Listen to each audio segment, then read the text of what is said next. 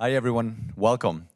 It's a pleasure to welcome you to the Adam Smith Center for Economic Freedom and to the launch of the first annual Latin America Country Risk Index and Analysis. This is a publication that we put together every quarter, and then we compile it and do the annual release of the results. So this is the first annual release of our study. My name is Carlos Diaz-Rosillo. I'm the founding director of the Adam Smith Center for Economic Freedom, and let me just give you a couple of minutes about what the center does.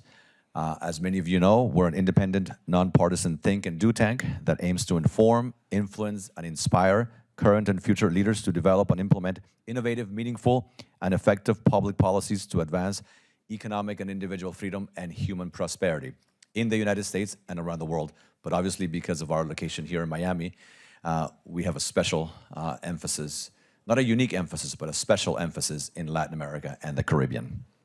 The center was established by the legislature and the governor of the state of Florida 4 years ago to harness the power of rigorous research and offer a better understanding of the free enterprise system and its impact on individual freedom and human prosperity.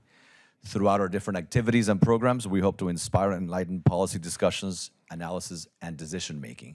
The way I look at it, there's 4 buckets in what we do. First, education and mentorship. We have a program that brings to the center, to Miami, every semester, 5 former government officials at the highest levels, always a former president, ministers, ambassadors. And I said former, although now we're bringing not only former government officials, but current government officials. In the fall, we welcome Margarita Zavala, who was the former First Lady of Mexico and a current member of Congress in Mexico. This semester, in addition to 4 very high-level former government officials, such as the former president of Costa Rica, Laura Chinchilla, the former Assistant Secretary of the Treasury for the first Trump administration, Marshall Billingsley, the former Director of Management and Administration at the White House, the woman who ran the White House, also in the first Trump administration, Marsha Lee Kelly, and I'm missing one before the current one. Anybody help me? Paul Renner, of course, the former Speaker of the Florida House of Representatives, former Speaker as of 3 months ago, Paul Renner, and another current government official, the Mexican representative to the World Bank, who's not only the Mexican representative to the World Bank as we speak, but the best friend of the current president of Mexico, Diana Alarcón.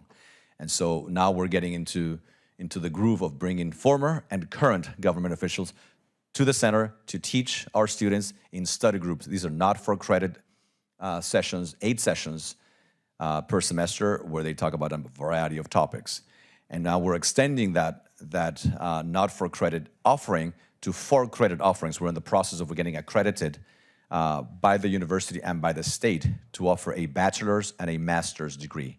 And so we'll be unveiling that very, very soon. And the idea is that starting this fall, we'll be able to offer a Bachelor of Science and a Master of Science. So education and mentorship is one of the main things we do as part of that bucket.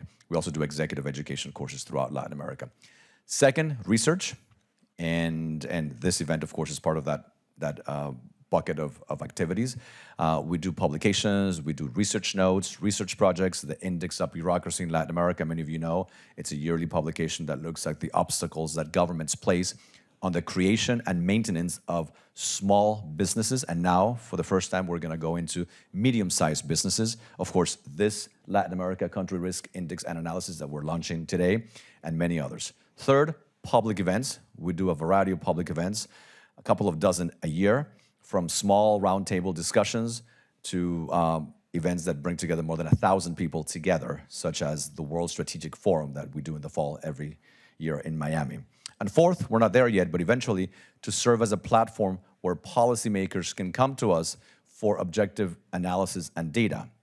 Whether it's a governor or a president, a mayor, a legislator, they have a problem, thinking of raising taxes, for example, thinking of putting up a regulation, they can come to us so we can gather the data, A, and B, do objective analysis.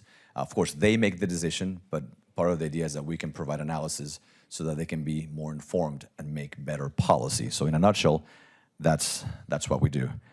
As we look to the year ahead, it is clear that businesses and stakeholders will face an increasingly complex landscape, making it vital to understand and prepare for the risks associated with operating in this very changing world in which we're living. And so one of the ideas behind this project is to highlight the region's key socioeconomic and political dynamics and to enable potential investors to make well-informed decisions that balance caution with opportunity. So we want to advise or provide objective data for policymakers, but also for businesses so that they know where to invest. And so we hope that this study will serve as a valuable resource, offering a clear snapshot of Latin America's current and future business climate. As you're going to hear later on, the study looks at half a dozen countries, but the idea is to expand it. The next edition will double the number of countries throughout the region. And so our goal is to provide not only objective, solid research, but also practical advice to investors who want to invest in Latin America. This time, I would like to introduce the architect of the methodology of this study. All the students, I'm sure, know him, Professor of Politics and International Relations here at FIU, and an affiliate of the center, somebody who's always making sure that our research is solid and methodologically sound. Professor Eduardo Gamarra. Thank you.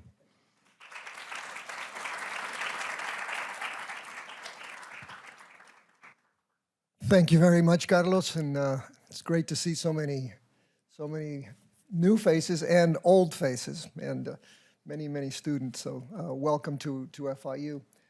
I want to begin just by noting the following: that this is a methodology that was accepted by Carlos and the center, which has been tried and true in many different projects.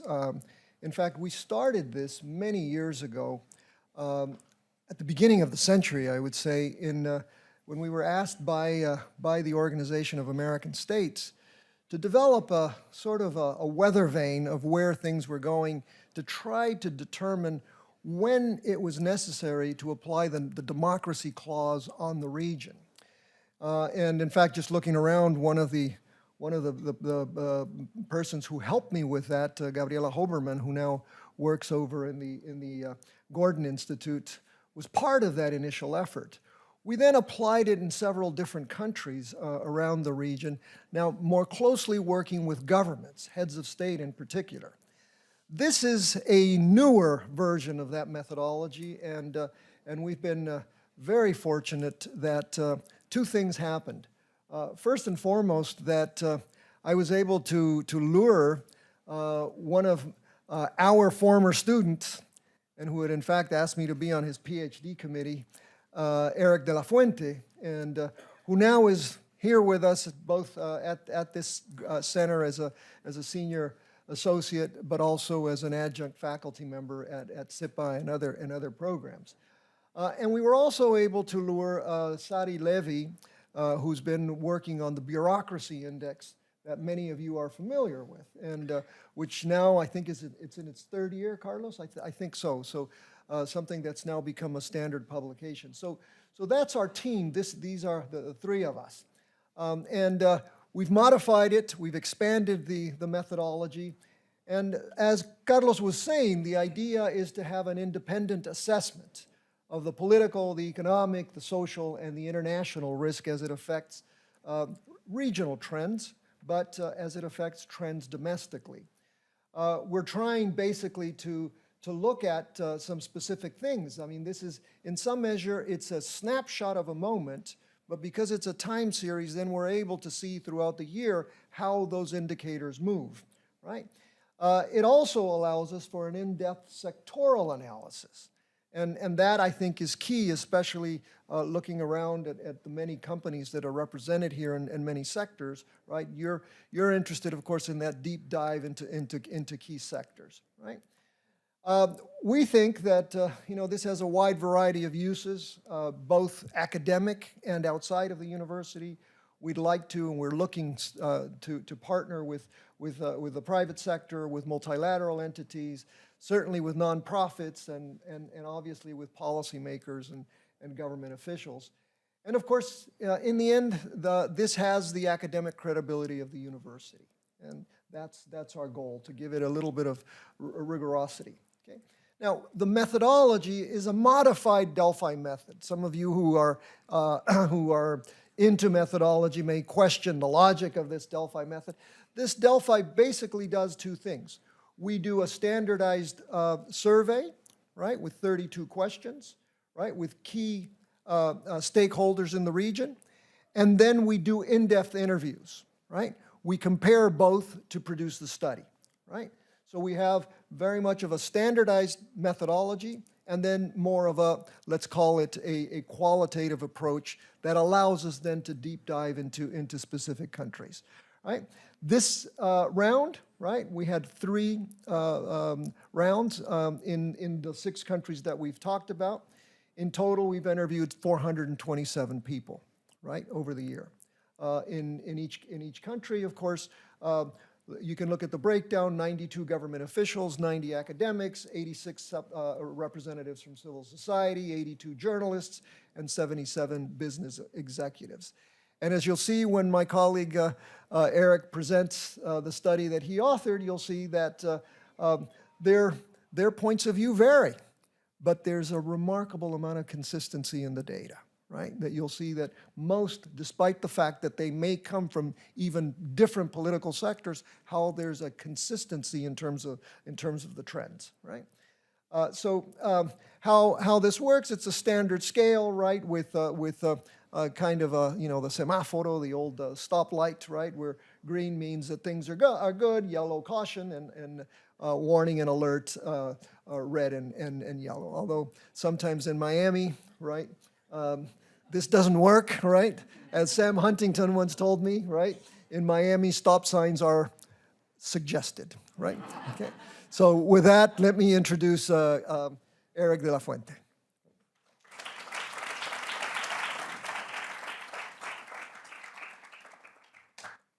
Thank you. Good morning. And for those of you who came from different parts of the city and also from other parts of the country itself and from other countries, welcome to FIU. Welcome to Florida International University and our beautiful campus. And I see a lot of the students here, so I'm glad you guys are here. Some of them in my current classes, so maybe I quiz them later on this presentation.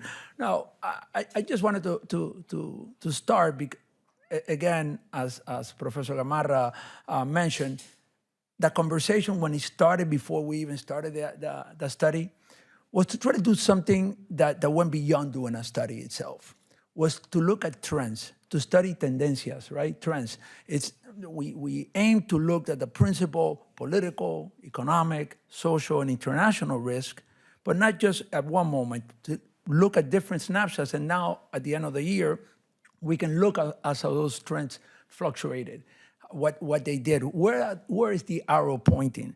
And as Carlos mentioned at the beginning, we are going to be adding 6 more countries in the next year. But once we do the first study that we're already working on, by the way, of 2025, we'll be able to look at 4 studies, right, as we're going forward. So I think that's really a big part of this. Of course, the findings on looking at the principal risks are important, but what you're going to see here is really a lot of those factors, or whether we're pointing the study in the first study. So companies, there are a lot of companies that are interested, some that support the center, get a lot of those interval studies, and they can start seeing where the flags are, where are the arrows pointing, and I think that's very important. I do want to also thank all the research partners in the countries, because this work was done in collaboration with research partners that we have on the ground. The studies are done on the ground, on real lifetime, with experts in the region. We have, as Dr. Gamarra said, a wide representation in society, but these are knowledge subject matter experts. And we go to them not only to do the survey, but then when we dive deeply into the data, into the interviews, we get to see the meat, right? So we say, hey, we have low trust in institutions, but which ones are the most trusted? Which ones are the less trusted? The last thing I would say is that the study entails a country study in each. what we're going to present here is what I try to think for the time that we have is what were those principal risks that we saw primarily prevalent across the region, right? And when I say region, I mean in this case the 6 countries that were participated in the study. So yes, there are in some cases there are some peculiarities. Of course, each country is very different in its own way. So we try to present what was it that we saw across the region and how those factors and those trends behaved throughout 2024. I will start with a political risk. I think the biggest thing, and this we saw in every country, it became one of the biggest risk factors in most of the countries' studies, of political polarization. And sure, that we hear it all the time in the news that we're polarized, and we are. But what does it mean? And I think one of the things we saw throughout the year is that when in situations when there is a lot deep ideological divides, a very low tolerance because of that political divide, that leads to a lot of ineffective governance and maybe a lack of decision-making factors around reforms that most experts believe that need to be done. But if we, in a polarized political landscape, that has become a big challenge, and it presents, especially for the experts, a deeper risk as we move forward as well. That is what connected in many ways to the others. The trust level in political institutions, in political parties, in many institutions has dramatically continually to draw to a higher risk because it becomes much lower. And that is always exacerbated by corruption that we have. But again, all this connects itself to the idea, to the high levels of dissatisfaction. And this is very interesting when you look at the region. High levels of dissatisfaction with the democratic system, in spite that the region supports democracy as a concept. But the more that we've seen throughout the year, the flags are there. When you have societies that continue to grow more dissatisfied with the way they're governed and with the way their everyday problems get solved or not solved, then that opens the door to much more autocratic tendencies, or opens the door to governments that resolve problems or the problems that are perceived. So while overall there's a support for the concept of democracy, we do see a continuing steep decline in terms of dissatisfaction on democracy. And this also connects to something we have been seeing over the year, but continues to become more acute. Candidates that arise, right? Candidates that arise being outsiders. Sometimes they are outsiders. Sometimes they're perceived to be outsiders, right? In many ways, even though they've been part of the establishment, everybody wants to be an outsider now. Nobody wants to be part of the system, right? Everybody wants to break down the system. In fact, we see a lot of the political parties being sort of created as a platform more than a party, right? Because traditional political parties are absolutely in disarray. But what happens in many times is that these individuals arrive with very little congressional support. And then at the time to enact legislation or to move forward a program, that also doesn't happen. And that feeds into this dissatisfaction. And feeds, especially if you do that in a polarized society. So this is something that we saw, and we saw systematically across many of the countries. Of course, different countries had other peculiarities, but we did see that, and that is something that was seen as a risk. What were some of the trends we saw, right? And these are just some I selected, there are others. Early on, for example, in Mexico, and again, I'm just selecting, there's so many of them, right?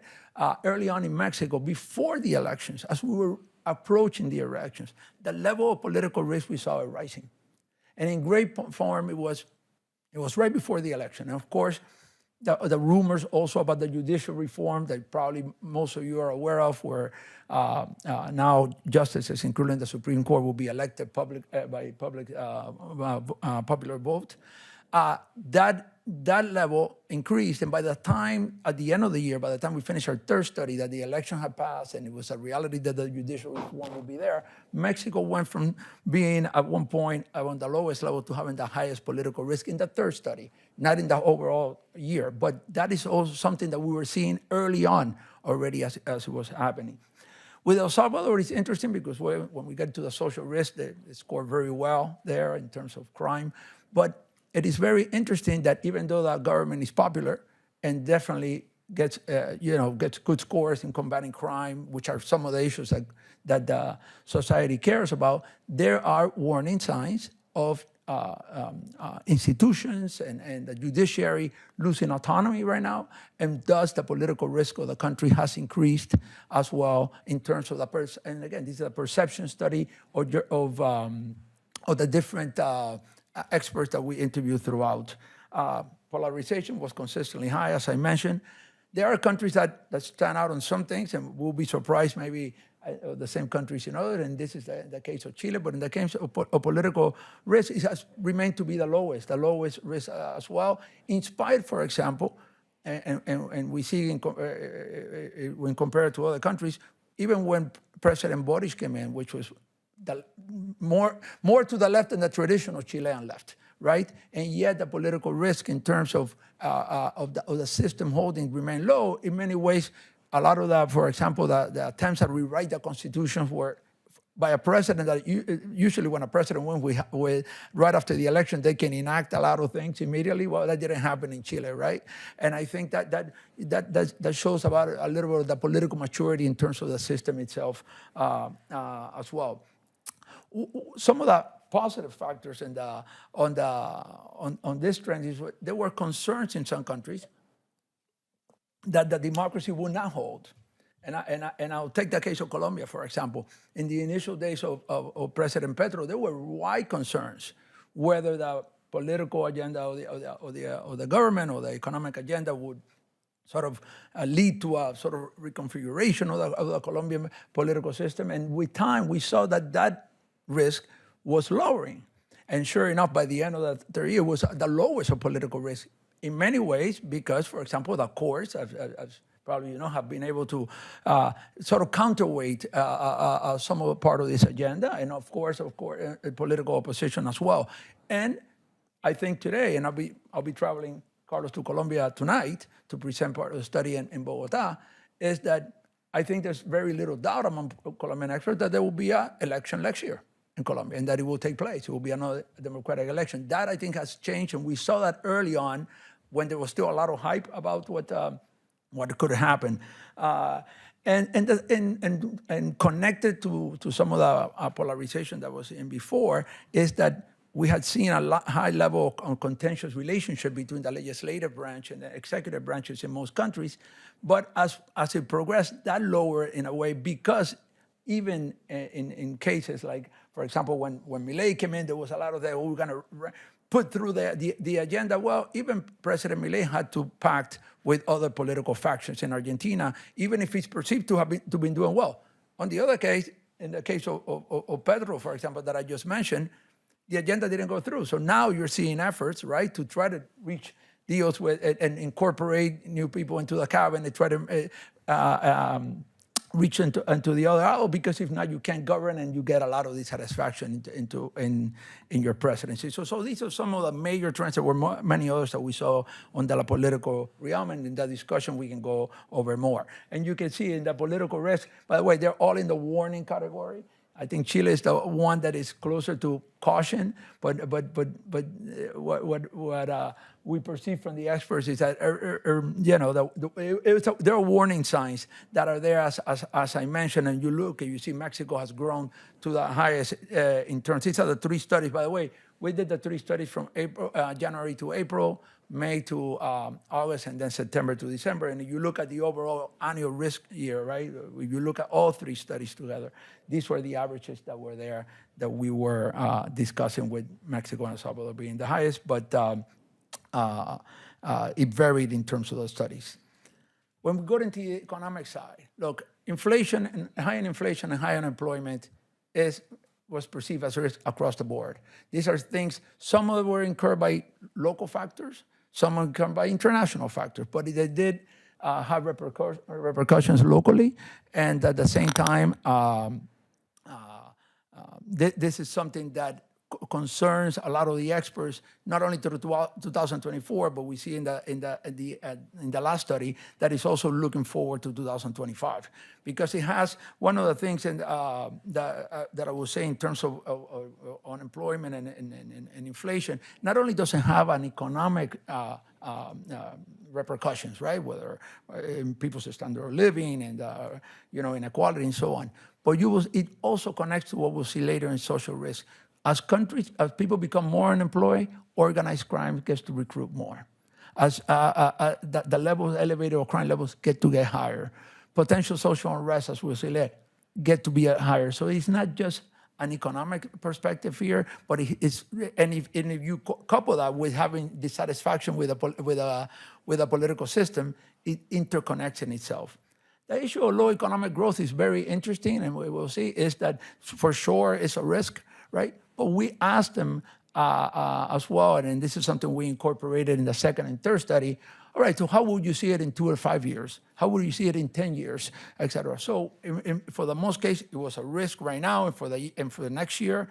But in some countries, and I'll look at the trends, as they look forward, maybe because there are elections, maybe because they think that there'll be changes, it got positive better as we moved along, right? Look forward. We'll see. The last slide will be about, we asked everybody after they did the risk, would you recommend investing in your country? And I think we will see some interesting results there. But so those were the main three. There were others, right? The issue of for example, currency devaluation worries in several of the countries and high debt levels. I mean, talk about debt. This is something Latin America has dealt with historically, right? Even from the beginning of the republics, they were born indebted, and if you live through the 1980s and you live through other decades, it will continue to be involved. And this is not just debt into multilateral organizations, but for example, the huge debts with China right now are worrying levels for a lot of countries as well. And I think that's in there. Poor fiscal management. We saw that, for example, I remember the experts, talking to experts in Mexico, the idea of how Pemex is managed, for example, how the electric company is managed is very concerning in this way. And the issue of rising poverty and inequality, Latin America is not the poorest region by any means, but it's definitely the most, the one that has the widest gap of inequality. And again, there's economic reasons in there, but this also has implied on the social aspects that we will see, which I will lead into it because the social aspects are actually the biggest concerns in the region as we get. But looking at some of the notables, again, Mexico went from having the lowest economic risk when we started this study, to being the highest economic risk for the third. Mexico is still a very attractive market, right? It's an attractive market in many ways because, of course, we're in the midst of talking about the U.S., Mexico, Canada Free Trade Agreement and establishes more. But we saw and the issue of managing a lot of the state entities that operate in the countries, the issue of how the judiciary, for example, for investments to come into a country, you need a strong judiciary. You need to know how your legal rights are guaranteed. That raises a lot of concerns as well. While Argentina and Brazil showed the lowest economic levels, when you looked at the whole year, the trends were different, right? Argentina, for the perception of the experts, was lowering, right? And this is, again, forward-looking, right? We're looking at the expectations. There are a lot of risk in Argentina when you talk to the experts, but the expectations as we look forward is that as President Milei's reforms get implemented, as there's more practical engagement with Congress and so on, that it will get better as we move along, right? So that's why you see the risk. In Brazil, on the other way, Brazil had been primarily showing stability, but we're seeing in the last study the increase of the level of economic risk in terms of the perception of the experts, especially a lot of debt imbalances, the way the economy is not growing as strong as they think that it might occur. So I think that's important. Again, we talked about unemployment and inflation and the last point is what I said. I think experts in Argentina, Chile, Colombia expect the economic outlook to get better. And I think there's no coincidence here. I think one is, of course, in Argentina, we mentioned about the expectations around Milei. But I think in Chile, there's elections in November. I mean, there's a lot of dissatisfaction with how the economy is growing now, but they think there'll be, the sense is that there'll be a political change. I mean, politics, you can never predict too early.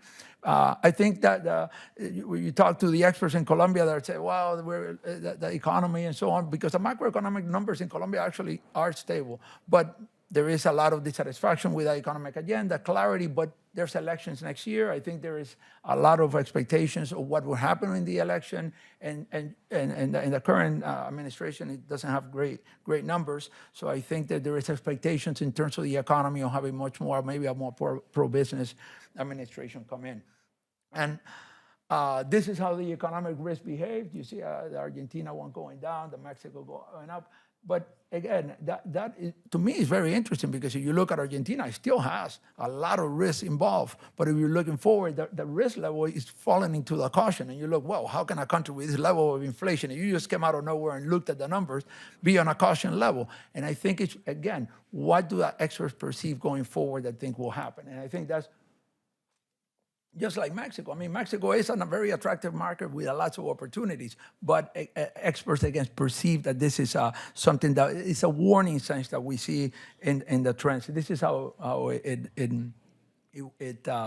ranked over the year. The reason for El Salvador here is not so much, is El Salvador still is perceived as having lots of problems with infrastructure, very indebted country right now at this moment as well, and whether the skilled qualified force for the type of investments that the country thinks it needs. This is something that came out of it.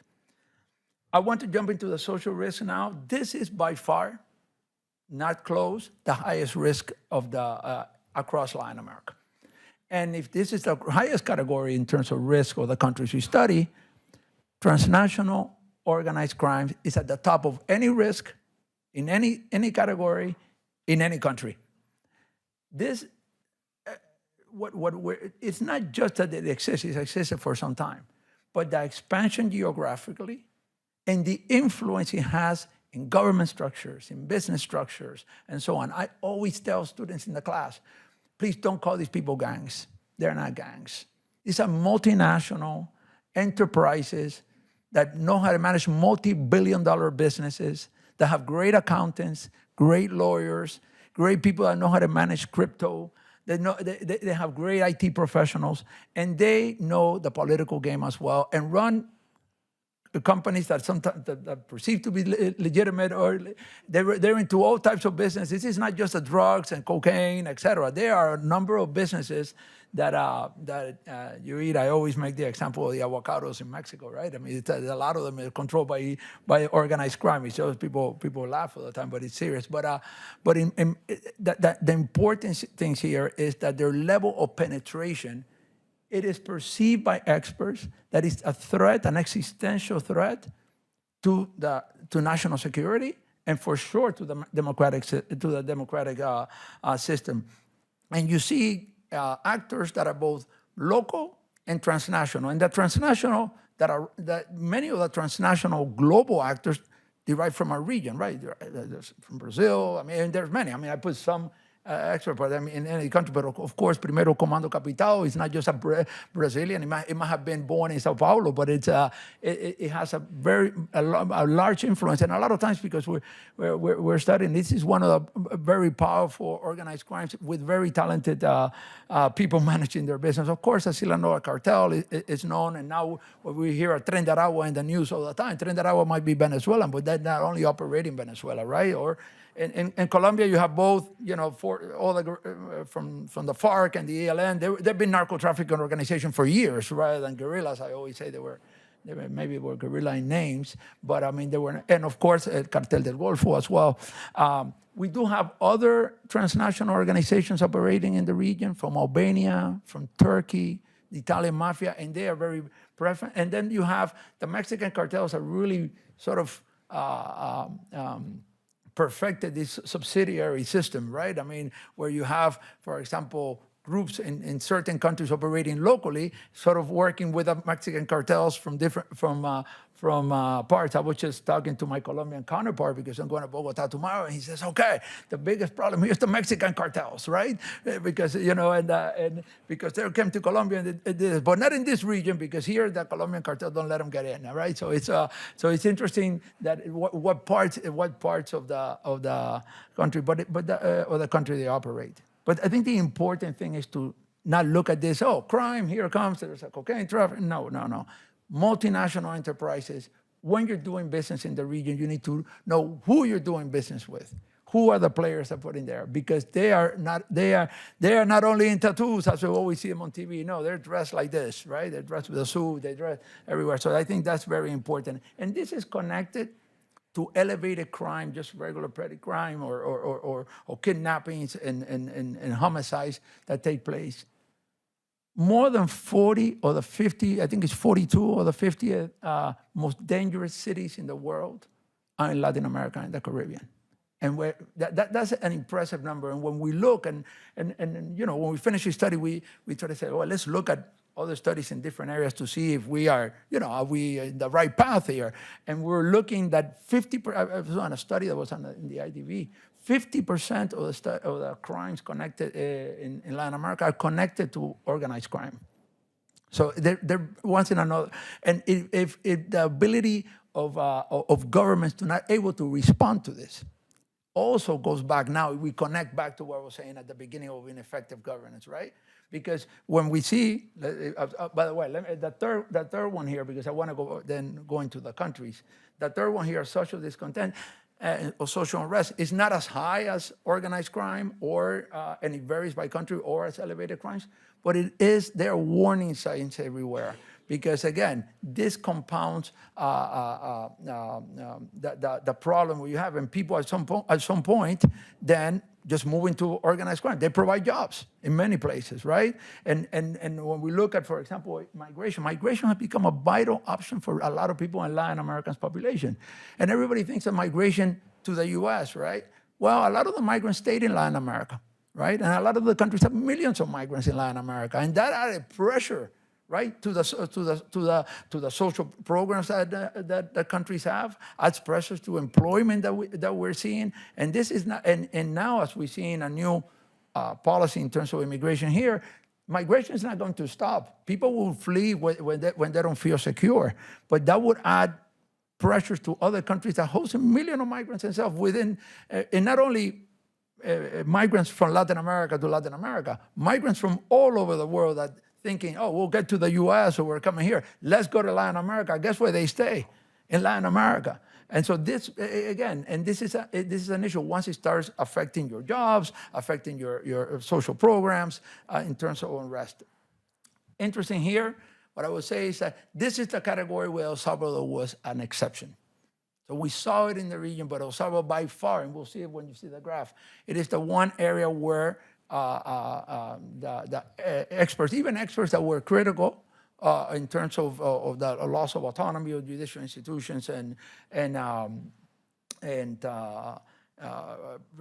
vis-a-vis the executive, recognized that they had done well in this area. So this is the anomaly, right, in terms of the region. In every other country, it is the highest by far, not even close. And in El Salvador here, it's not. And El Salvador still has an organized crime issue, and in terms of that's still a threat, but in terms of tackling crime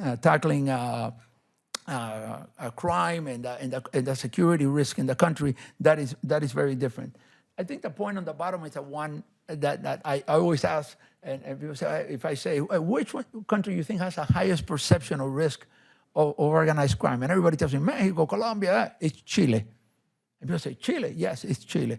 And we saw it rise through the year. And the reason why, it's not that it's worse than in another country, but what happens maybe is a more recent problem compared to the counterparts in the region, right? But what the interviews told us is that, yes, this exists everywhere, but we're not ready. We never got prepared for this, right? So what do we do now? You know, we didn't think we were a transit country. We're down here in the South, right? We were not a drug-producing country, but now it's very relevant. This is the top concern. And it's a top concern not only because it exists, because it is penetrating society very quickly, and the ability or lack of response. It's like when you have a problem. I have a problem, I react, can I address it? Well, if I address it, I worry, but I can address it. If I don't think I can address it, it becomes a big issue, and it's become, you see El Salvador on the bottom, right, in the caution category, where everybody here is almost in the alert. So in the last study, you look up, everybody was almost at 3.9, 3.8, 4.1, 4.2, and this is by far the top. Well, El Salvador is like on the bottom, but if you look here, Chile is almost right on the top there. By the way, with Argentina, And this is an issue that usually is not mentioned a lot in terms of Argentina as well, but a lot of people call Rosario the new Medellin. I mean, that's something that's been said.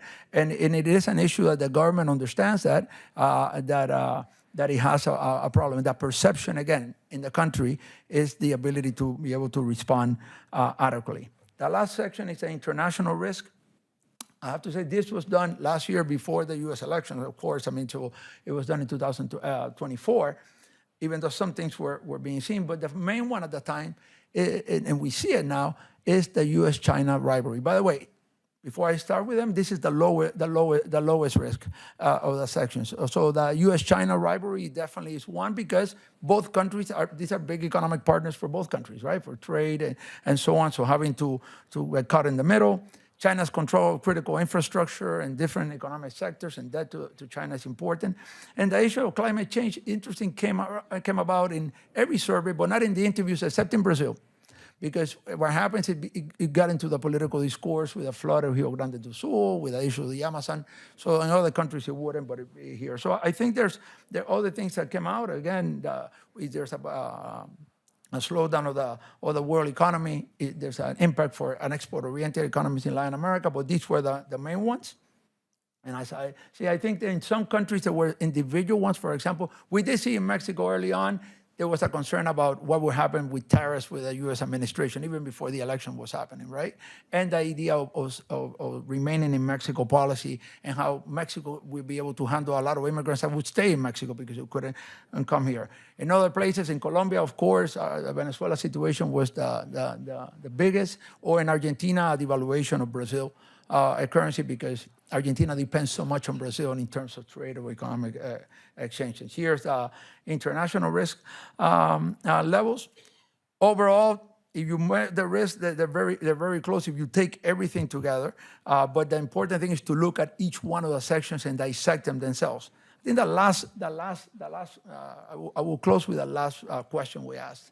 When they finished answering their surveys and their interview, we asked them, would you invest in your country? Either yes, I would invest strongly, or neutral, or not. And to me, the first thing is on the left. The left indicates the risk level that they thought was for investment, while the right is the country risk, right, that I had here.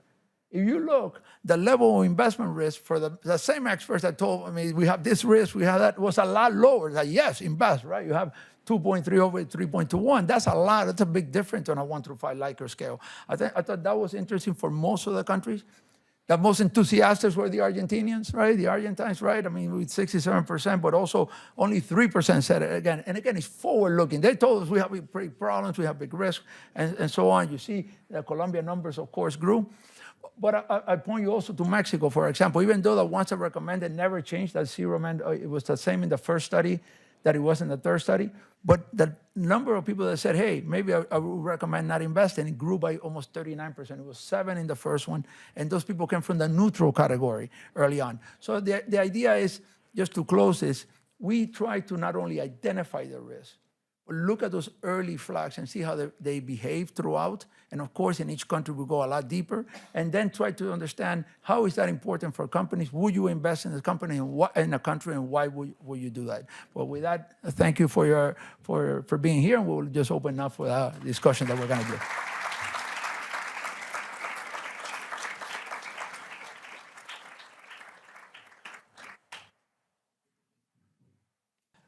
Thank you, Eduardo. Thank you, Eric, for the presentation. I want to begin with I want this to be practical, not academic, but I'm going to begin with an academic question, because how practical the recommendations are is a function of how sound the methodology is. So in a nutshell, tell us a little bit about how this methodology compares to other indices that look at political risk. Why is this methodology the right one, or better? Thank you, Carlos. I should say that before I begin, there are members of the research teams, the new research teams that we're about to start. So I want to introduce, for example, Lilian Pagan, who's beginning the project in the Dominican Republic, and she also has been one of my collaborators for many years on many different things, and most recently on our Latino poll. So Lilian, welcome. And then, of course, we also have our Ecuadorian team here, which is the company Sedatos, and they are one of the most recognized research firms in Ecuador, and so they're beginning their study there now. Now, your question is a very good one, Carlos, because there are so many different risk analyses out there, right? There are analyses from multilateral institutions. There are analyses from places like The Economist and so on. And ours differs in the sense that it's not just the opinion of us as the analysts sitting. This is not a desk study, right? This is not just a study that looks at the data produced by multilateral organizations. What we're doing here is we're looking systematically over a time period at different, basically, people that are key decision makers. They're people who are deeply affected by the trends in their countries. And so by going back to them, by doing this combination of a sort of survey, right? Because again, you'll say, well, you're only interviewing 30 people in a particular country. How can you really come up with a good conclusion? The reality is that, this is not a representative survey. There are dozens of representative surveys out there. The most important, one of which we're involved in, the Latin American Public Opinion Project out of Vanderbilt. The Latino Barometro. Well, those are important indicators, and you'll see something, Carlos, that our data, right, is right smack. It coincides with those findings. And that, of course, is an academic discussion as well, right? One very famous author, Robert Lane, who wrote initially about American political ideology, when we were starting all of these quantitative studies, he interviewed 15 Americans over the course of 2 years, consistently.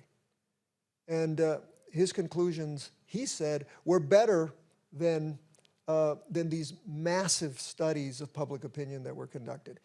Some authors say, give me one good focus group over a number of bad surveys. So we think we're doing the best thing here. We're combining a qualitative approach with a decent sample. When you see now, in the end, we have a very decent quantitative sample for the region. So, and one more thing I would add is that when we look at these experts not only come from different parts of society, but they're also very diverse in itself. I mean, we're looking, it's not just government officials that work in one type of government, right? Or it's not just, journalists that side with one thing. So we really strive to have as much diversity in that sense to be able to see. So when we look at these conclusions, we're not just saying, okay, this is because we only interview people that think one way, right? So I think that's important. And of course, a journalist from a business executive will look at things very differently, right? So we talk a lot about political polarization in the U.S. Of course, it's not a new phenomenon. It's certainly not new in the region.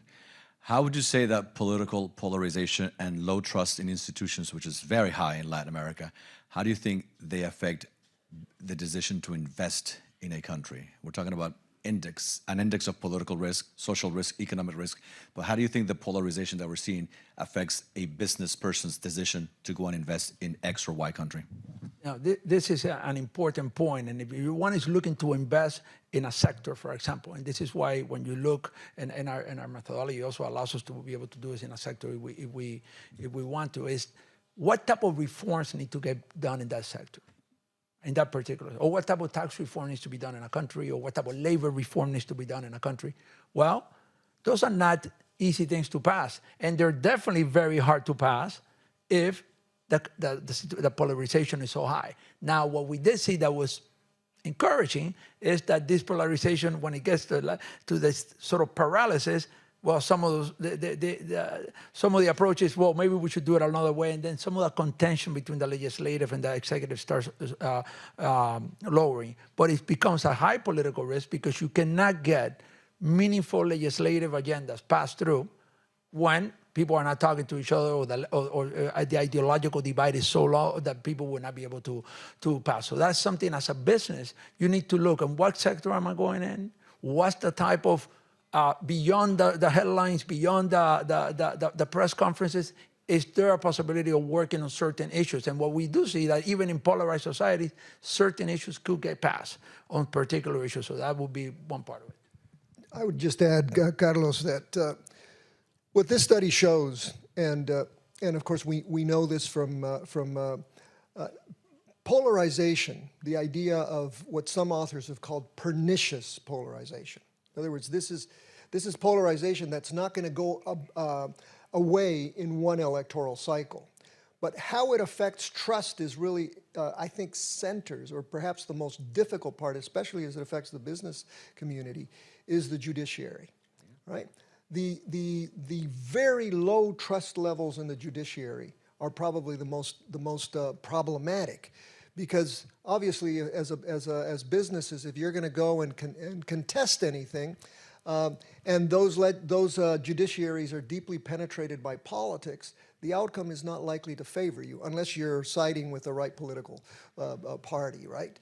The other thing is that polarization and distrust has led to the absolute collapse of the political party system.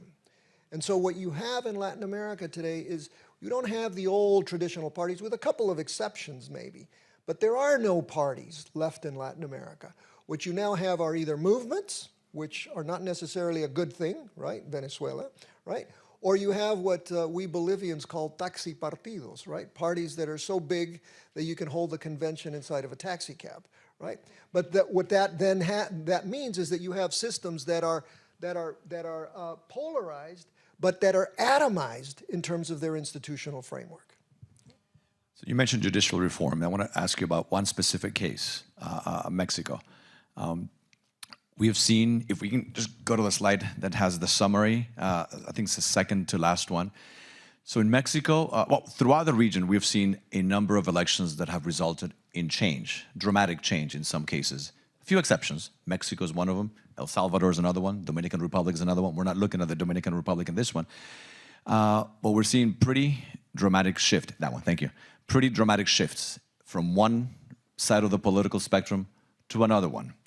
And so I want to ask you about how those trends you think are affecting people's perceptions of risk, but also I want to ask you specifically about the case of Mexico, because as I give different talks about nearshoring, and American investors are thinking of where to go as one of the very few issues in the US that's truly bipartisan. Both Republicans and Democrats agree that there's a need to bring back production that went to China for decades closer to the hemisphere, ideally to the US, but we know that that's not always feasible. So if not to the US, to the neighborhood. And there's no country better positioned to take advantage of nearshoring and investments than Mexico. Yet, the judicial reforms are scaring off a lot of investors. So the first question is, how do you think this shifts? Two very different questions, but the shift from one side of the political aisle to the other one have affected this? And the two cases in the study that did not have a shift, Mexico, the ruling party remained in power, and in Salvador, the ruling party and the ruler remained in power, how that affected the perception of risk, A, and then B, the judicial reform in Mexico. How do you think that's Let me take the second one, and I'll let you deal with and the only reason I'm taking the prerogative on this is because we only have one case where the entire justice system is elected, and that's the case of Bolivia, right? And that transition occurred in 2009 with the change of constitution. The results of the Bolivian case are not very good, okay? In fact, they're quite catastrophic, right? Because rather, I mean, the whole theory behind electing the justice system was that it would be independent, right? Because it would be up to the masses, the people would decide who to elect. Doesn't work. It doesn't work because especially when you have a single party system. And so I think, you know, part of what we don't know yet, because Mexico is about to have those elections, we won't know the results. But if Bolivia is an indicator, right, this is not something that I would recommend for any country to follow. And most importantly, because it's going to politicize the judicial decisions. And therefore, as business people investing in Mexico, you're always going to have to be aware that you're going to have to please the government. Would you think that that is the reason, or the main reason, why the Mexican numbers look the way they do? I think so, but I'll let Eric do that. Look, what the study showed, and it was showing it, that interesting is sometimes for when you're doing academic, you feel, oh, the cool thing to happen is that we were seeing these signs early, right? because these things don't happen overnight. So that issue with working with expert subject matters might be number, but they're in the know, right? An investigative journalist knows. The business executive is dealing is hearing, right? And we were seeing that, and I would say, Carlos, absolutely. The idea, the issue, the government winning re-election has framed the judicial reform as an act of democracy. Look at, because of the corruption or the dissatisfaction that you have with the system, et cetera, these people in the judicial reform, they're really the elite out there, the ones that are the establishment. You can elect them now. Now you can, and of course, thinking about that, but the reality is that people understand that a lot of the reform is looking at, by the way, AMLO, Andrés Manuel López Obrador, really riding on his coattail. In fact, I was in Mexico right after the election, and I would ask people, who did you vote for? And people would say, oh, I voted for AMLO or against AMLO. And I said, but AMLO was not a candidate, I said. Oh, no, but I voted because, of course, this is AMLO going for it. And I voted for this one because it was against AMLO. And I think it's seen as an extension of that. And then companies should be very fearful because, again, as Eduardo mentioned, this is the lack of judicial certainty. What you want is judicial certainty. But I want to take the nearshoring because it was really part of Mexico. It wasn't in any other countries that we study. One of the biggest, why we see that as well, is because of the lack, whether it's the lack of judicial certainty or the way that a lot of the big economic state-owned enterprises are managed, or the fiscal mismanagement perceived of the government. The expert, and across the board, actually, I mean, you would think that maybe civil society would think differently, thought that Mexico is wasting the opportunity of nearshoring. Because if a company, if we're looking to decouple from China, let's say a U.S. company is looking for decouple from China and bring it there, what do you need? Number one, you need judicial certainty. And also, then and then you have organized crime, because, I mean, obviously there is, I don't need to tell all of you that Mexico is not just in Mexico, global cartels are headquartered. And I use corporate business because they're businesses, they're headquartered there. I think those issues had resulted in Mexico from the first study to the last study, their political risk, and in turn, their economic risk, not because the Mexican economy is still not providing opportunities, but people see it more fearful. And I see what you saw is the ones that moved into the not investment sector were neutral when we started this study and moved primarily to say, hey, put a hold now. The first question. Let me rephrase. There we go. Let me rephrase the first question. And it's difficult to know because we're only looking at 6 countries. Right. But if you look at the most recent presidential election in all 6 of them, we have 4 of the 5 in which there was a dramatic shift in policy from one side of the political spectrum to the other one. And then you have 2 that have almost perfect continuity. Could be a coincidence, but the 4 that had a dramatic change are doing far better in terms of risk than the bottom 2. Again, it could be a coincidence, but how do you think those policy shifts affect the numbers that we're seeing? Yeah, so I think, I mean, obviously there are differences, but I think that there is a factor. This is a perception study, right? Where you're asking your opinion and then we're doing interviews. When there is a change and people vote for a change, there tends to be a much more optimistic approach, right? And again, I'm throwing a blanket here in general. I could go country by country. But I mean, for example, there is no doubt, if you see Argentina out there, Argentina has structurally still a lot of risk. And they tell you there's still a lot of risk. But the perception, and especially we saw it increment as Milei reform started showing that inflation will go down, and still, even with a risk that they acknowledge is there, the optimism looking forward. But Colombia is a great example for me. Most people did not have a very positive outlook on President Petro, right? Yeah, they're saying, hey, look, this is the time to think, because first, one thing that I said, the system held. The democratic system didn't follow, and there'll be elections next year. And again, issues and also because of some institutions. We looked, for example, in Colombia, the level of the trust of institution was quite low. But if you ask them about the Supreme Court and the courts, they rated very high. And that's important. And Colombia is a very legalistic society and has always had a sort of a backbone, even for a long time in terms of legal standards. And I think it reflects that. I mean, at the end of the day, the judiciary, that legal certainty, it's connected, the first with the second in many ways. And we're doing this presentation tomorrow in Colombia. So and the host is President Duque. So I'm sure he's going to ask you about why the Colombia numbers look as good as they do. Let me push in one country, El Salvador, because if you look at of course, we at the center promote not only the free market system, but also democracies. Democracies is the best system in the world. But authoritarian governments have an advantage over democracies, is that the authoritarian leader can provide certainty to business, to investors, in a way that democracies just can't because they're messy, because they're free.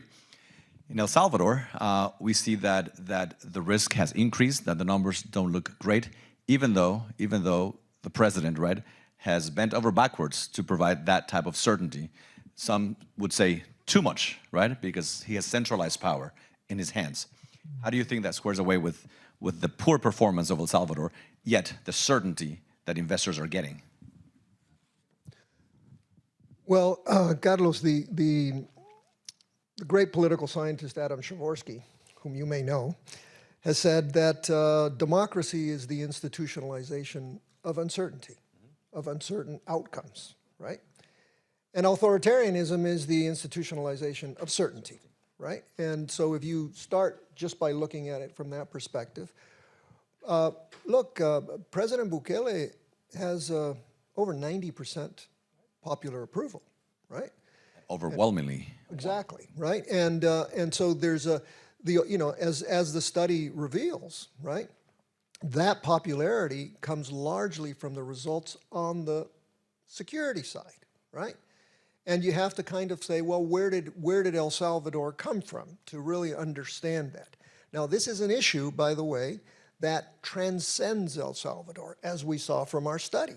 Every single country has that issue. And that's one of the main reasons why when you ask about El Salvador, whether it's in Argentina, whether it's in Bolivia, whether it's in Ecuador more recently, right? The one model that they're looking at is El Salvador, the model of security, right? Whether they can copy it or not is a different issue. But that alone, I think, is sufficient. And often, by the way, we've measured this in polls in different countries. In the Dominican Republic, we've measured it, where we ask, for example, are you willing to give up some of your rights in exchange for a little bit of safety, right? And what we find is really across the board, even in the United States, by the way, we are willing to give up some rights in exchange for a little bit of security, right? And that, of course, runs counter to things like due process, right? Which is where the human rights concerns are being raised in El Salvador. Now, that said, the performance on the economic side in El Salvador, regardless of their decision, for example, to invest in Bitcoin and the like, is still very incipient, right? And so the criticism of Bukele may be, right, that or Bukele to us might be, well, you're measuring something that's not really fully developed yet and hasn't had a dramatic impact yet, right? But there is that kind of hope that it will, right? And I would say that that on the international side of how this is impacting most countries in the region, right? While they admire Bukele's security approach, right? Their governments aren't. And so Bukele is not, he's one of the most popular among the people around the countries, right, in the region, but not very popular with his counterparts across the region. So, go ahead.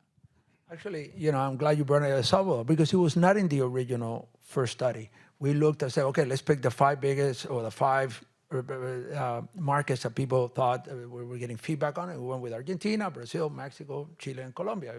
You see a lot of the investments in the regions are primarily going to these countries.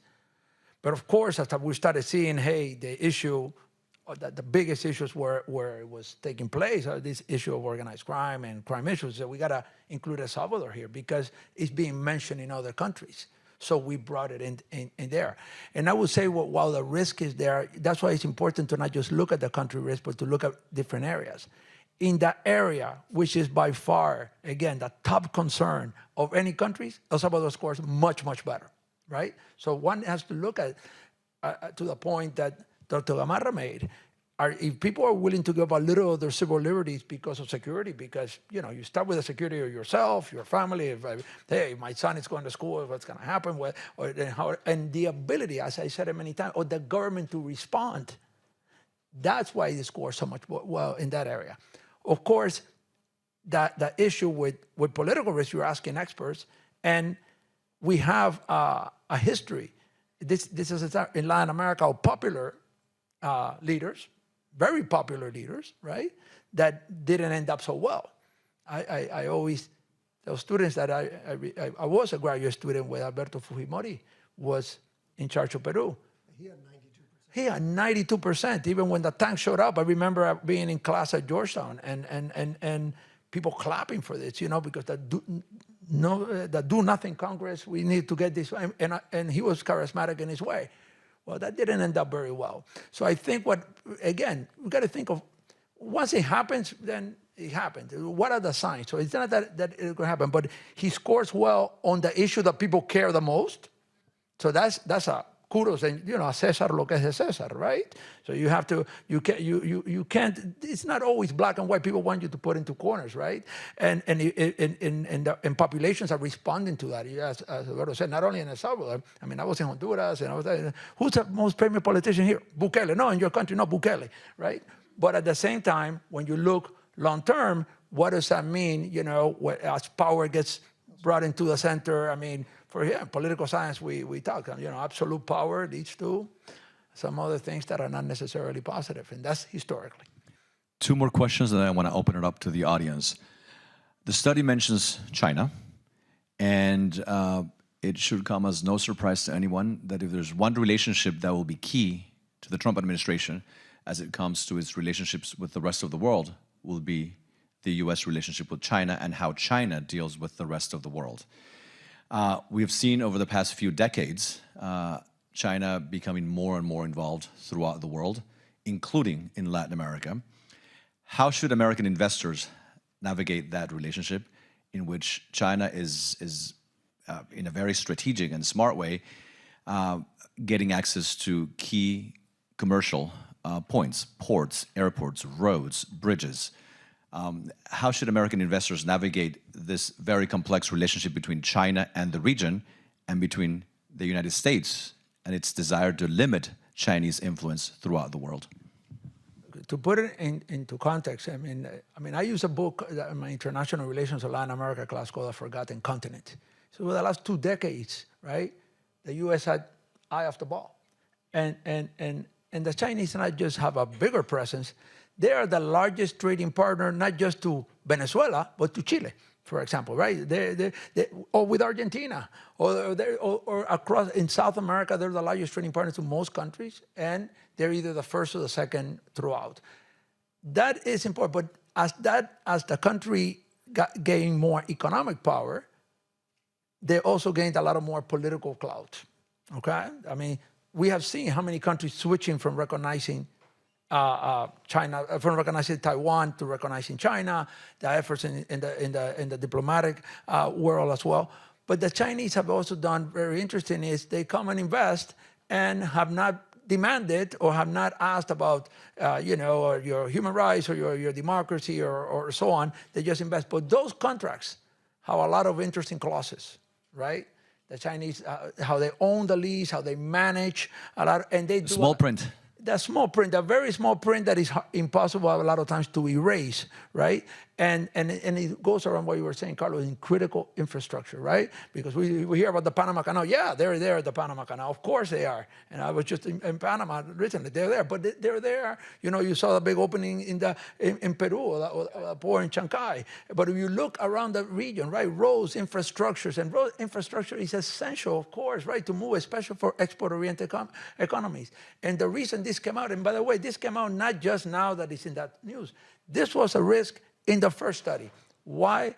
Because now Latin American economies of course, the U.S. is still a big market and a big trading partner, and there's a lot of advantages for the U.S. in terms of free trade agreements and cultural ties and geographical ties, but now they're also big trading partners with China. And I think we're seeing, and we're starting to see it, announcements. The president of Costa Rica was quickly to say, I was the one that was not in the Belt and Road Initiative or didn't sign because of the cybersecurity. That China didn't want to sign a cybersecurity measure. Or even in Panama, there was that comment. So the question is, some of these countries fear they might be caught in the middle, right? In terms of, and that's a risk itself. So I think it depends by sector, Carlos. I think when it comes to the business community, and as an independent advisor, I advise a lot of companies in the past, is you got to look at what sector you're investing. You got to look who are your local partners, and you got to have a long-term vision. If this is something where the Chinese have a certain hold, for example, in an area, what you got to look at what has been signed in the bottom line of what has been signed. What is a commitment? What can you do, right? I think the U.S. has a lot of opportunities, but it has to leverage them well, right? There's a long history of U.S.-Latin America relations in terms of economic relations. A lot of the business leaders in Latin America have studied in the United States and have gone back. There's cultural ties, but there are also baggage, right, in there. So I think if it's leveraged, we have a lot of mechanisms in terms of the Inter-American Development Bank, which has a private side, IDB Invest as well. And I think that's part of it. The one thing also is that while the Chinese are very important in Latin America and so on, they're not fully trusted. There's not a certain trust yet in terms of the, because it hasn't been, it's been a long history. We've been there a long time. So I think there are opportunities for U.S. business people to do that, but I think that it is a real issue that now all of a sudden it's in the news. It's been a real issue for the last decade already, where China's been there. And I'm not even getting into the level of military relations that they're escalating or espionage and so on that we're seeing. We're talking about business here now. The level of espionage is Yeah. overwhelming. It's overwhelming, right? Let me just say two things, Carlos. As Eric just said, we have nearly 2 decades of simply not paying attention to the region, and that's irrespective of administration, right? The Chinese, in contrast, in what the last 25 years, they've put forward 2 strategic plans for Latin America.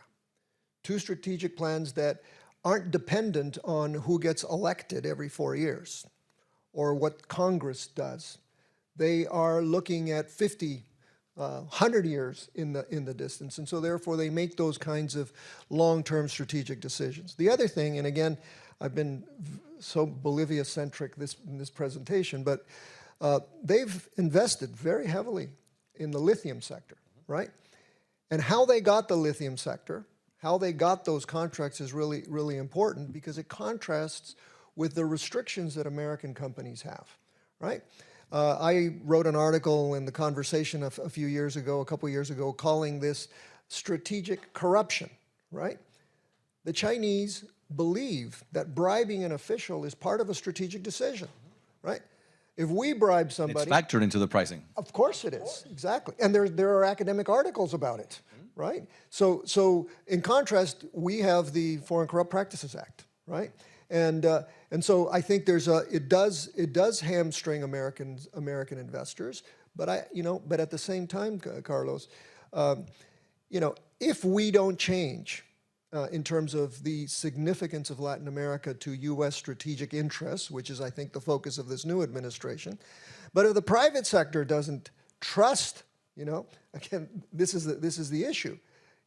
If I'm an investor in Latin America and I can't trust the judiciary, I'm not going to invest no matter what Marco Rubio or the president tells me. Concluding question. I began with a comment about the importance of methodology and how it's important for these studies, this one and all the ones that we do, to be rigorous, to be methodologically sound. Not only for academic reasons, but because it affects how practical they are, right? If the goal and the goal of all our products is to be practical, to be able to serve individuals, make better decisions, if they're to be useful, they have to be good, they have to be sound. So I want to get to the useful part now. If you have investors right here who are thinking about investing in Latin America, who are looking at the results of the index, which of course is a snapshot in time, or 3 snapshots over 1 year, and I know it's difficult to predict going forward, but if you had to give advice to investors as to which countries look the most promising, which sectors look the most promising, based on the results of the index, based on the research that you've done, where should people go and invest? First, what I would say to investors is, we have a corporate circle at Adam Smith Center for Economic Freedom, and we did 3 studies. What you're seeing here is just a finding to the 3 studies. Each of those studies have deep into each one of the countries, right? So Small nominal fee. Right. So, we support. You got to support. You want to support independent research, because what you want is research to tell you what is there, not what you want to hear, right? What is there, and I think you could get that by country, right? To look at that. And the other thing, the methodology was designed, and this is another thing we would do, and be able to apply it to a specific sector, right? We haven't done that because, of course, one is funding, one is there, but a specific sector that we could do. We have the teams on the ground, and we have the methodology, and it could show, if you could read those studies individually in each country, and you could do it. To me, what is important in terms of for investors is I've done a lot of crisis management, right? In crisis management trainings, and with I have some former team members in the past. You manage the best way to manage your crisis is to prepare for one that you hope never happens, right? And part of investing is trying to mitigate risk. Once the issue happens, then you're in fire mode. The issue is how much are you not spending, you're investing, right? In understanding what are the risks in the country you're investing, in the sector you're investing. Who are those players that move those decisions? Who are those potential allies or potential detractors? What are the issues that move? Who are the opinion makers, right? Because perception a lot of times is part of reality. So doing these studies, and this is one of the things I'm very proud of working here at the Adam Smith Center for Economic Freedom, is that for a long time I worked advising business companies. I went to do a PhD much later, and had, thankfully, some professors that took me in my 40s to do the PhD, because I always thought, in the academic sector, yes, it's very practical, but we don't look at it deeper into academic, and this cannot be divorced. We bridge that together, and I think that is important to look when you're investing anywhere, and you do. I don't want to say which is my country. I'll tell you what the study says. This is, for me, as a researcher, I mean, I have my own opinions that you can have, but when we're presenting a studies, what does the data say? Because it does when you're advising a CEO, as I advised before, he or she could be upset at what I'm going to tell he or she. But this is what it says. And what it tells me here is that there seems to be opportunities in Argentina, because, again, it's not because what the business sector is telling me. We interview people that were not in this government before, that were on other governments, or people that worked in other areas, right? And they looked, and again, these are, the higher the risk, the higher the returns, right? There are a lot of risks, but they look there. I think and some of the other countries that look encouraging, they have to do a lot with upcoming elections. Having said that, when you look at economies like Brazil, or like Mexico, they're always going to be important economies. These are not just important economies in Latin America. These are important global economies. And there are lots of opportunities there. So just because a study says that there are risks, of course there are risks. You want to know that there are risks. But if you look deeper into these studies, and if you look deeper into your sector, and of course, those mitigated risks that you look to mitigate, I think those are also important markets to be understood. All right. Any questions? And as you think of the questions, I'll make a couple. We'll have a lot of questions. Okay, so I don't have to filibuster. All right. Yeah. Thank you so much for your time. Thank you so much. My name is Lisette Ramira. I'm the co-owner and CEO of Lanco Medical Group. We have direct operations in 7 countries in Latin America, and indirect operations in almost all of them. So this is very interesting and very important for us, as because we work with the private sector, the public sector, and we understand what is the meaning of all this in this risk and analysis that we need to work every day to manage our operations.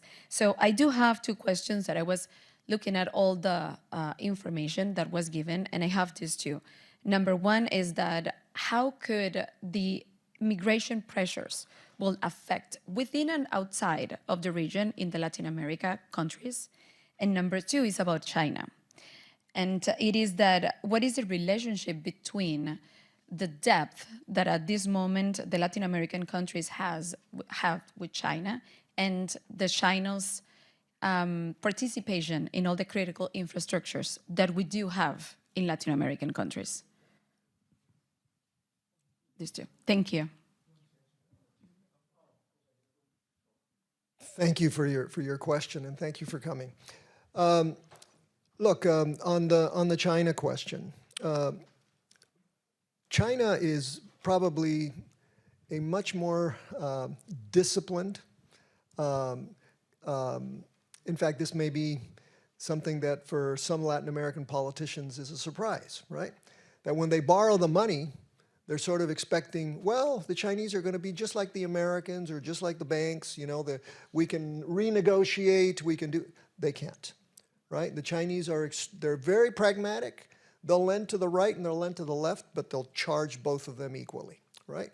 And those investments in infrastructure, which you think are great gifts, no, again, it's part of the strategy, right? They're there for the long term.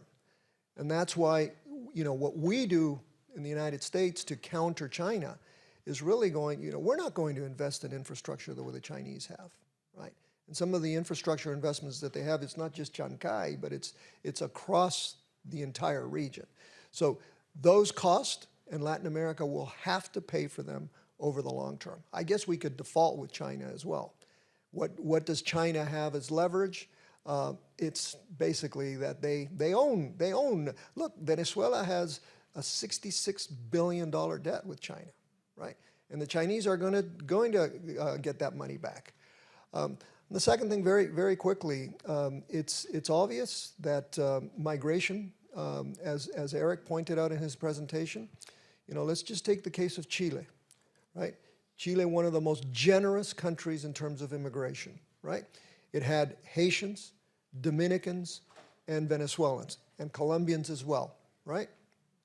Today, one of the highest, well, we saw it in the study, one of the highest levels, I'm going to use a term that's maybe strong, of xenophobia we find in Chile, and largely driven by a couple of things. Just last year in the study, when we were doing the study, there was a group of 40 Dominicans, this band called Los Trinitarios, right?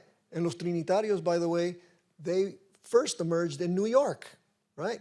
And Los Trinitarios are in New York, they're in Spain, and they are in Chile, in a very close relationship with Tren de Aragua, right? And I haven't even mentioned the Colombians, right? So now, whether it's 1% or 2% of the migrant population, right, which I think is the case. Look, there are only 600 Tren de Araguas in the United States that we have arrested and identified. There are 600,000 Venezuelans, and all Venezuelans are Tren de Aragua, right? The same thing in Chile, right? The perception is so negative now about migration. And then if you assess the economic cost, right, of what it will take for these countries to absorb large numbers of people that are repatriated, that I think I think Mexico will do well. But if you repatriate 300,000 Hondurans in a country that's already in crisis, the impact is going to be quite dramatic. Yeah.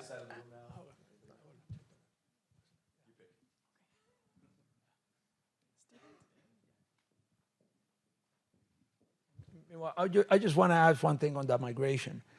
The issue of social unrest will rise because what happens is as you get an economic pressures, as you say the issues of crime, you know, it doesn't matter. The perception is high. And remember, if politicians, let's say, are not able to respond to something, it's easy to blame the migrant for one simple reason. They don't vote. They don't have a vote, right? So I think, and that creates, but the issue, but it's also very real, right? Because in between the many migrants that are migrating for economic reasons to try to get a better job, there are the transnational organizations, and they tend to recruit right? So when migrants arrive, they tend to recruit because they don't have a job, they don't have things, and they don't recruit you all of a sudden to go kill somebody. But once you get recruited into that system, that becomes and grows. And that is a very concerning issue. It is organized crime is national security, and it feeds in areas where there's high unemployment, where there are a lot of issues, social issues that are not being addressed. Hello, so I'm Nicholas. I'm a fourth-year student here at FIU, and I found your insights very interesting. I had a question about, firstly, have you looked into which sectors are the first to take a hit once there is evidence of political and social backsliding? And the second question, looking at the presentation, I saw that the highest indicator was the alert indicator. As a country approaches the alert, the red, and then so as a country approaches this indicator, would you recommend companies to relocate entirely, or should they strive to improve their posturing in a country? So I would just say on the last one, I say don't wait until it's alert. So if you're looking at this, that's the first, right? I mean, of course, once you get to the alert section, I'm not saying to relocate. A lot of times when you're invested in a country, you can pick up your plant and leave, right? The question is, the reason why this study I think is interesting is because you can see the warning signs early, right? Or at least, I mean, not always, they don't always materialize, but you got to try to mitigate. And I think it's important what you said, because once we get to the alert level that we see in organized crime, it is a real issue there, right? So looking through it and making sure, again, it's not a one snapshot, right? So you can look throughout to see, especially most countries land in the warning category, right? And it's called warning for a reason, right? If you haven't taken action, it's an action that you should take. The first question was on... Which sectors are the first ones to get hit? Yeah, we haven't done a sectoral analysis, but what I could tell you is that there are sectors like logistics, for example, that are very impacted by issues of organized crime and issues of economic risk. That should be very, very important. There are other, Latin America has a lot of export-oriented economy. So you have to look, for example, when you're looking at the ability of I'll take that back, not just an export-oriented, in any business, that issue of the judicial certainty, that act for an investor, it would impact investors in any part of the economy it is. We haven't done sectors, so I don't want to just tell you my opinion because we haven't done the analysis. But I do think what you need to take into consideration when you're investing in the region is, do you have the proper legal advice? Do you understand what are the political shifts that are blowing in there? And you need to understand what type of partners you have on the ground. We talked about the Foreign Corruption Practices Act. I remember working that as a young person in Washington, D.C. in my 20s when Transparency International came out. There was no, most countries, and not just China, countries in Europe. I mean, we'll go to Latin America, bribe, and then declare it on their taxes. In some places, right? Declare, and then they said, "Oh, the Peruvian is the one that is corrupt." Well, no, you gave the bribe, right? You gave the bribe, and then and the U.S. with the Foreign Corruption Practices Act has actually been even enhanced. Where today it's not just whether you're corrupt. If I'm partnering with any of you on the ground, because before what people said, "Hey, I hire a law firm and they do the job." Now, if that partner is corrupt, you are liable back here in the U.S. So you got to do your due diligence and understand where are those levels and those sectors where that's happening. Thank you. We have a lot of questions, and we're not going to have time to do them now, but we're going to stick around. There's some food in the back, so we're going to stick around for as long as you want to stick around to answer questions. Just a couple of announcements before I conclude. I want to invite you next Wednesday to our next public event in Miami. We have one in Colombia tomorrow. You're invited, but it'll be kind of hard unless you have tickets already. On next Wednesday at 4 p.m., we are introducing to the community the next group of fellows, senior leadership fellows, who will be here in residence teaching our students in not-for-credit courses. I mentioned them at the beginning. I'll repeat them briefly.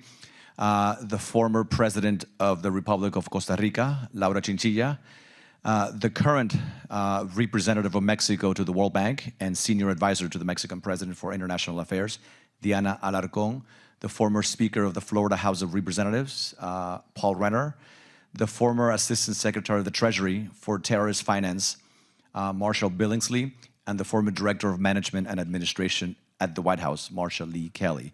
Public event in which we're going to talk about democracy, the free market, and navigating the new America era, 4 p.m. on Wednesday, as well as a bunch of other activities here in Miami at the center and a couple abroad, professional development courses. You talked about crisis management. We have an exciting course on crisis management. It's called Leadership in Times of Crises. The next one will be in Lima, Peru, the first week of April. And the second one, geared more towards business leaders, will be in Madrid, Spain, in mid-May. So stay tuned for all our activities. We're going to have a lot more activities here. Hopefully you've signed up for the newsletter so you'll be informed of all our activities. Thank you, Eric. Thank you, Eduardo, for the presentation. Thank you, all of you. We're going to stick around. There's food, and ask all the questions you want. Thank you.